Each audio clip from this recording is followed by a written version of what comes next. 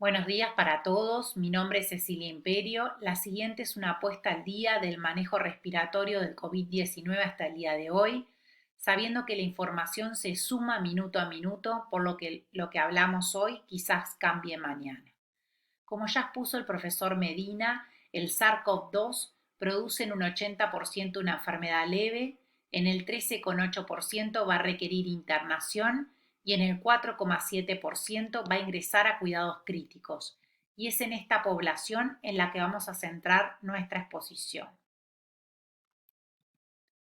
Nos parece importante destacar las características demográficas de los pacientes que no sobreviven a la infección para poder identificar y monitorizar estrechamente a aquellos que están en riesgo de presentar una peor evolución.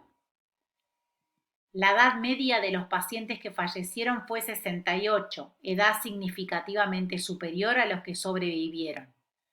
En los pacientes que fallecieron predominó el sexo masculino en un 73%. El 63% de los que fallecieron tuvieron por lo menos una comorbilidad. Se observaron diferencias significativas en cuanto a parámetros de laboratorio entre los pacientes que fallecieron y los que sobrevivieron. 66% de los que fallecieron presentaron neutrofilia, a diferencia de los que sobrevivieron, que la presentaron en un 11%. Los pacientes que murieron presentaron leucopenia persistente y más severa. También se observaron concentraciones más elevadas de lactato deshidrogenasa, dímeros D, ferritina y otras como la troponina I, péptido natriurético y proteína C. La causa más frecuente de ingreso a UCI es la insuficiencia respiratoria refractaria al tratamiento con oxigenoterapia convencional, ya sea catéter nasal, máscara simple o idealmente máscara reservorio. Destacamos que los pacientes que se infectan por SARS-CoV-2, el 3,4% va a desarrollar distrés y de los pacientes que presentan enfermedad grave, 40% desarrollará un distrés. El tiempo estimado desde el inicio de los síntomas al ingreso a CTI es en promedio 9,5 días. El distrés por SARS-CoV-2 tiene características que lo diferencian del distrés que estamos habituados a tratar en CTI. Se presentan con hipoxemia severa desproporcionada a las características mecánicas, ya que la mayoría va a mantener una complacencia normal entre 40 a 60.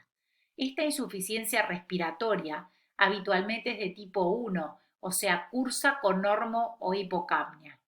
En su fisiopatología se encuentran implicados trastornos BQ importantes. Un trabajo que aún no está publicado evidenció que el 50% de las arteriografías tienen alteraciones multilobares y de pequeños vasos, TEP o trombosis in situ. Esto explica la importancia de la monitorización de dímeros D, ya que a nivel internacional se plantea anticoagulación cuando supera el valor de 3000.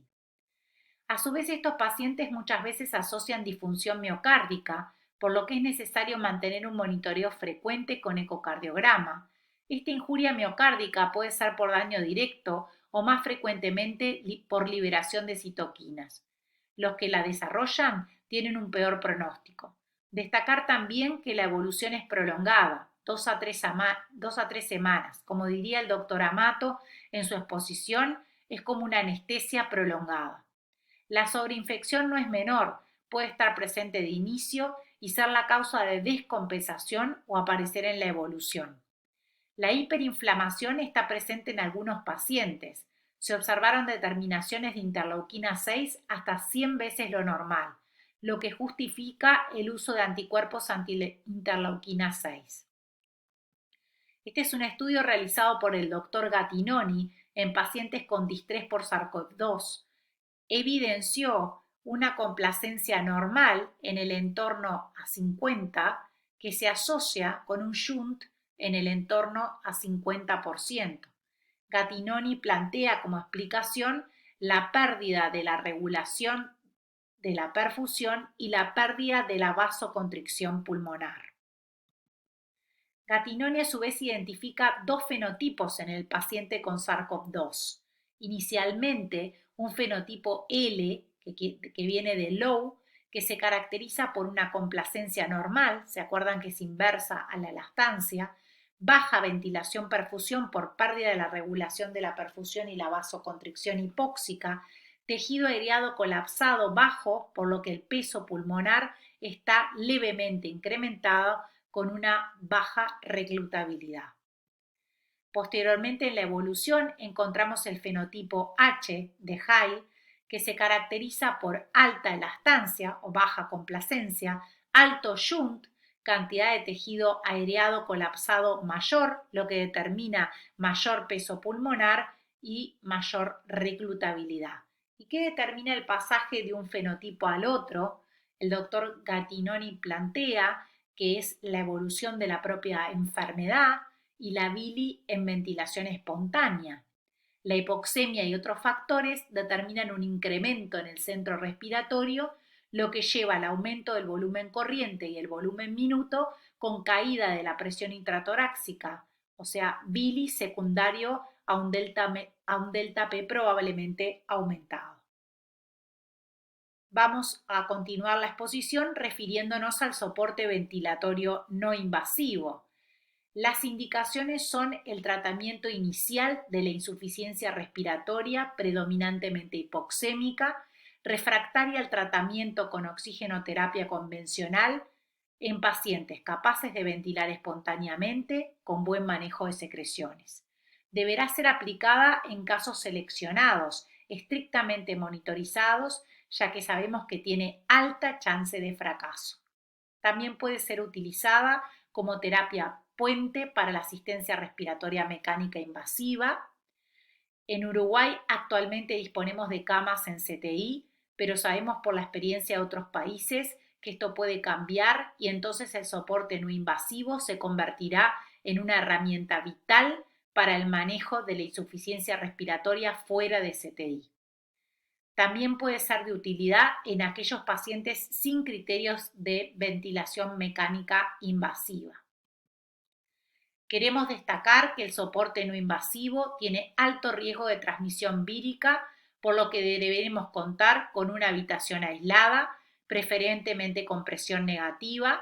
Los recursos humanos deben contar con equipo de protección y, algo no menor, requerirá una monitorización estricta del paciente. Como soporte no invasivo, contamos con el oxígeno de alto flujo y la ventilación no invasiva. Se recomienda en primer lugar el oxígeno de alto flujo, ya que produce menor dispersión de partículas. Esta gráfica publicada recientemente compara el grado de dispersión de partículas con diferentes modalidades de tratamiento. Evidencia que el oxígeno de alto flujo produce menor dispersión de partículas un poco por encima de la máscara reservorio. Ahora vamos a centrarnos en el oxígeno de alto flujo.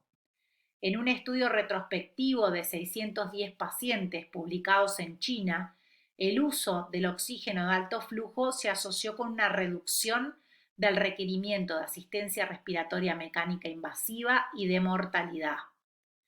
Algo no menor es que deberemos colocar el sistema y luego encender el flujo. Estudios con maniquís, con la utilización de máscaras quirúrgicas por encima de los catéteres siliconados, demuestran que reduce la dispersión del aire exhalado. En cuanto a los parámetros a fijar, la temperatura objetivo será de 37 grados, el flujo inicial de 40 y luego ascenderemos a 60 litros minuto. Utilizaremos la fracción inspiratoria de oxígeno la menor que permita saturar entre 90 y 95%. ¿Cuáles van a ser los criterios de interrupción? La insuficiencia respiratoria refractaria. Recientemente se publicó un índice de ROX que lo que hace es comparar la saturación de oxígeno, la fracción inspiratoria de oxígeno y la frecuencia respiratoria. Cuando es menor de 2,85 a las 2 horas del inicio del oxígeno de alto flujo, quiere decir que el paciente va a tener altas chances de fracaso y que la intubación orotraqueal con conexión a asistencia respiratoria mecánica invasiva es mandatoria. Otro criterio de interrupción es la sincronía tóraco-abdominal, la depresión de conciencia, la inestabilidad, la inestabilidad hemodinámica y arritmias graves. Bueno, ahora vamos a hablar de la ventilación no invasiva. Traemos nuevamente el gráfico que evidencia que la ventilación no invasiva se asocia con una importante dispersión de partículas víricas, por lo que volvemos a insistir que debe realizarse en una habitación aislada con los recursos humanos con el equipo de protección completa. Ahora bien, ¿qué interfase debemos utilizar? Trabajos internacionales publicados recientemente recomiendan el helmet, ya que se asocia a menor dispersión de partículas víricas. Se puede asociar también un almohadón aéreo en el cuello que permite una mayor hermeticidad. No se recomiendan otras interfaces, aunque, volvemos a insistir, esta recomendación es en nuestro escenario actual. De cambiar, deberemos recurrir a otras interfaces, prefiriendo en segundo lugar la máscara facial total y posteriormente la oronasal. Vamos a preferir los ventiladores convencionales, ya que tienen una rama inspiratoria y otra expiratoria, logrando mayor hermeticidad del circuito con menor fuga. Deberemos conectar el circuito y luego iniciar la ventilación. En cuanto a los parámetros a setear, iniciaremos con una CPAP de 8 a 10. Utilizaremos aquella presión soporte que determina un volumen corriente de 6 a 8 mililitros kilo de peso ideal. Se optimizará la FiO2 con el objetivo de saturar entre 90 a 95%. ¿Cuáles son los criterios de interrupción? Bueno, la insuficiencia respiratoria refractaria, la mala tolerancia al sistema, depresión de conciencia, mal manejo de secreciones, inestabilidad hemodinámica, arritmias graves, una necesidad de la protección de la vía aérea y parámetros a monitorizar en el ventilador, como son un volumen corriente mayor a 9 mililitros kilo, un volumen minuto mayor a 11 y la fracción inspiratoria de oxígeno mayor a 0,5. Sabiendo que el retraso en la implementación de la asistencia respiratoria mecánica invasiva aumenta la morbimortalidad. Nos referiremos ahora a la ventilación mecánica invasiva y dentro de esta al manejo de la vía aérea. Destacamos que la técnica debe ser precoz, de preferencia programada, que esta presenta un alto riesgo de transmisión vírica, por lo que los recursos humanos deberán portar equipo de protección completa.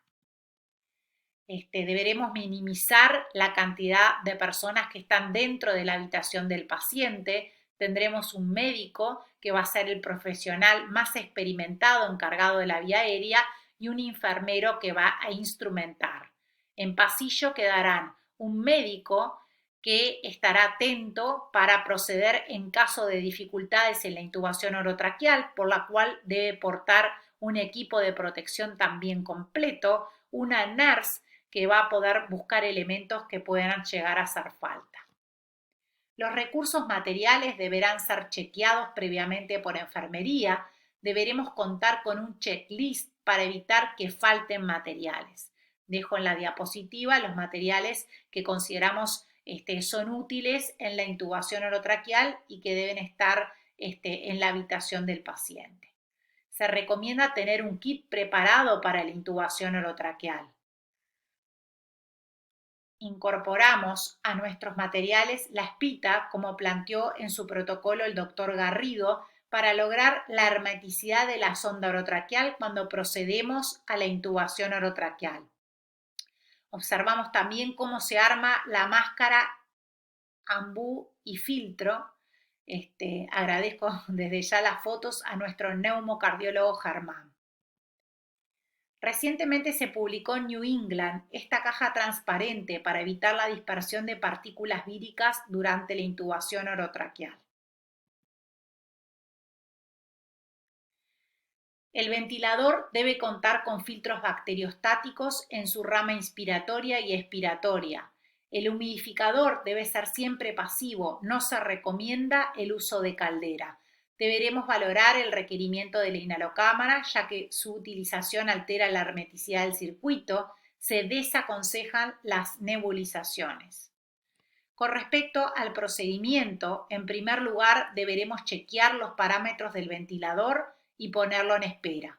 Seleccionaremos el laringoscopio y la pala más apropiada para nuestro paciente. Colocaremos la espita para cerrar la sonda orotraqueal. Preoxigenaremos al paciente con máscara reservorio. Se recomienda utilizar tapaboca quirúrgico sobre la máscara. También se podrá oxigenar con máscara con ambú más filtro, evitando la ventilación manual. Si hay que realizarla, deberemos hacerla entre 2 personas, una para correcta sujeción de la máscara y otra insufla levemente.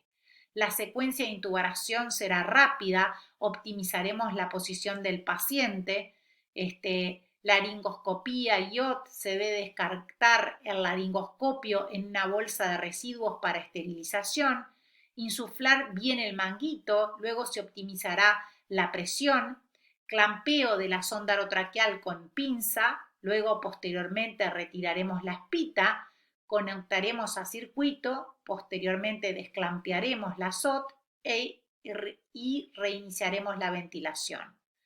Deberemos comprobar la normoposición de la sonda orotraqueal mediante la visualización directa, la expansión pulmonar y el capnómetro. No se recomienda usar estetoscopio por el riesgo de contaminación. Compresas alrededor de la sonda orotraqueal y oclusión ocular y una sedación y analgesia continua deberán ser utilizadas. Se recomienda una ventilación protectiva. No hay trabajos que recomienden un modo sobre el otro. Podremos utilizar ventilación controlada por volumen o por presión, pero recomendamos ventilación controlada por volumen porque permite una adecuada monitorización. La fracción inspiratoria de oxígeno inicialmente será de 1, luego la optimizaremos contra saturación.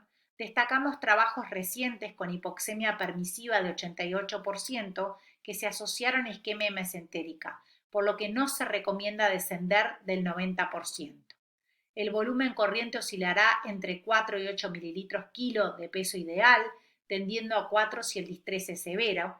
El delta P será menor de 15 y la presión plató menor de 30. Optimizaremos la frecuencia respiratoria para lograr ventilación minuto adecuado con un patrón protectivo con un pH mayor de 7,2. A nivel internacional existen controversias con respecto al valor de PIP a utilizar. Algunas guías recomiendan 10, otras sugieren niveles de PIP elevado, otros autores defienden el uso de PIP por una tabla de oxigenación. Luego de escuchar la brillante exposición del doctor Marcelo Amato, estamos convencidos que no hay un nivel de PIP para todos los pacientes. La elección debe ser individualizada. Deberemos elegir la PIP ideal para cada paciente que logre el menor colapso y la menor sobredistensión pulmonar. Para ejemplificar esto, presentamos 2 tomografías de tórax de 2 pacientes con COVID. El requerimiento de PIP para el ejemplo 1 es claramente inferior al requerimiento de PIP para el ejemplo 2. En estas gráficas vemos que hay una muy buena correlación entre el colapso pulmonar y la tomografía, por lo que la tomografía es una herramienta para poder discernir qué pacientes van a poder requerir niveles más elevados y qué pacientes necesitan una PIP menor. No podemos olvidarnos que la tomografía no está siempre disponible y que estos pacientes tienen dificultades en traslado por la contaminación, por lo que la ultrasonografía pulmonar tiene un rol importante para el seguimiento del paciente y permite también definir mediante la observación de consolidaciones posteriores, líneas B, qué pacientes se pueden beneficiar de PIP altas y qué pacientes no. Ahora bien, ¿cómo vamos a elegir entonces la PIP ideal? La tabla de PIP oxigenación. Traemos un ejemplo presentado por el doctor Amato en el que se utilizó la PIP de acuerdo a la FiO2. Le correspondía para una FiO2 de 1 una PIP de 23. Con el tomógrafo de impedancia se visualiza que esa PIP ocasiona sobredistensión pulmonar y no incide en el colapso pulmonar. El tomógrafo de impedancia es una herramienta muy útil para definir esa PIP. Vemos un ejemplo de una titulación de PIP. Se selecciona el nivel de PIP de 11, porque como vemos, esta se asocia con el menor colapso, que se ve en azul, y la menor sobredistensión en blanco.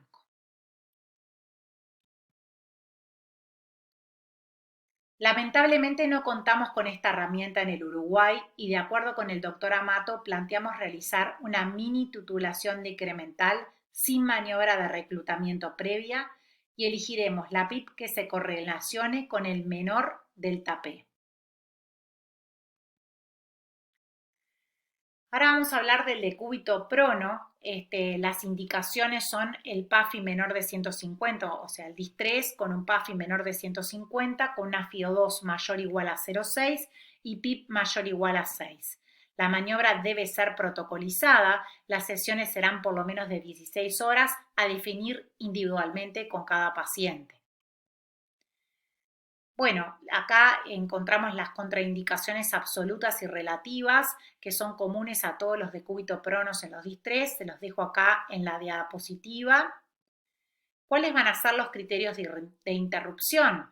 La mejoría sostenida del PAFI con una PIP menor o igual a 10 centímetros de agua, por supuesto la extubación accidental, intubación de bronquiofuente, obstrucción de sonda orotraqueal, la desaturación sostenida con una saturación menor a 85, una PO2 menor de 55 con FiO2 de 1, obviamente el paro, la bradicardia extrema sostenida, una PAM menor de 60 sostenida. Bueno, acá tenemos los recursos materiales, que también deberemos tener un checklist, la cama articulada, el colchón antiéscaras, la ropa para cambio completo de cama, 4 almohadas o rollos, depende de la unidad, almohadilla cefálica, apósitos hidrocoloides, alargues para las perfusiones, electrodos para la monitorización, equipos de aspiración completa y un carro de reanimación y vía aérea difícil. ¿Cómo vamos a preparar el paciente para el decúbito prono? Colocaremos la cama a 0 grados, deberemos comprobar la adecuada sujeción de la sonda orotraqueal, verificar el correcto neumotaponamiento, comprobar el número en centímetros de la sonda orotraqueal en la comisura bucal y aspirar la vía aérea.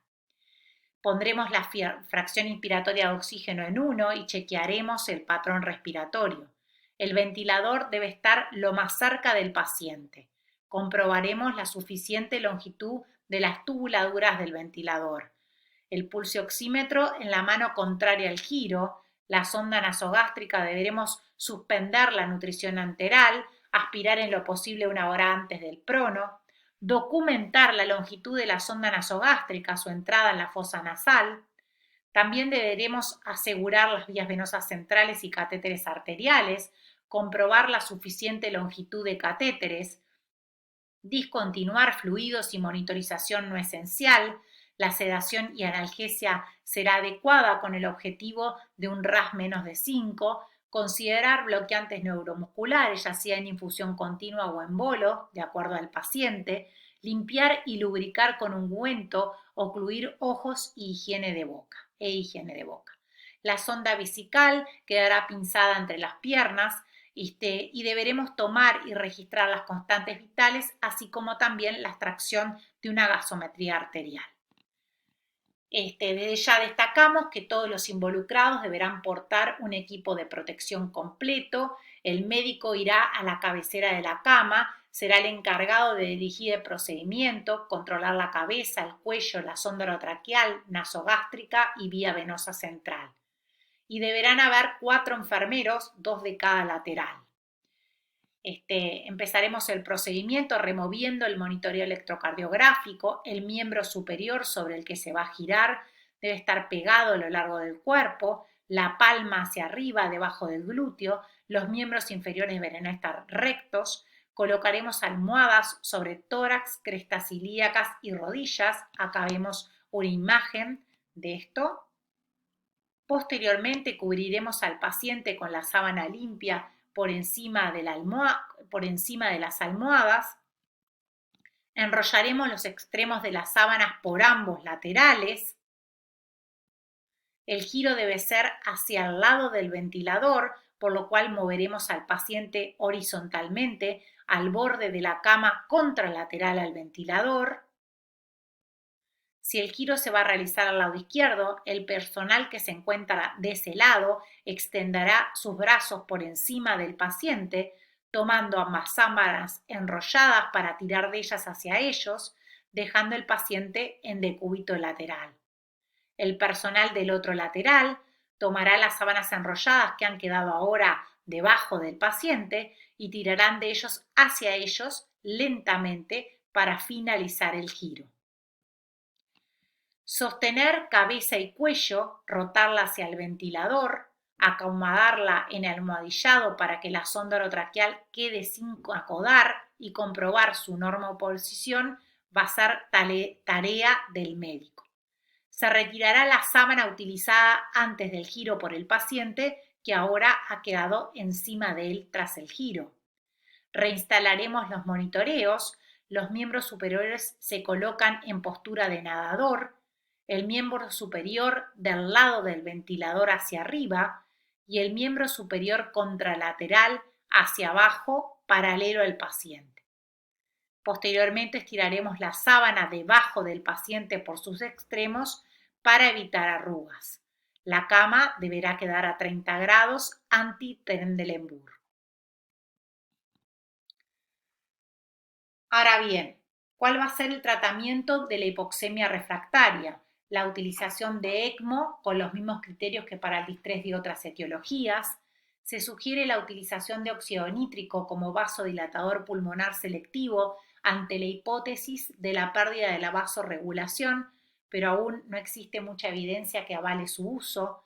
El manejo conservador de fluidos para evitar el edema pulmonar está ampliamente recomendado. Inclusive algunas guías plantean realizar un balance negativo de 0,5 a 1 litro día.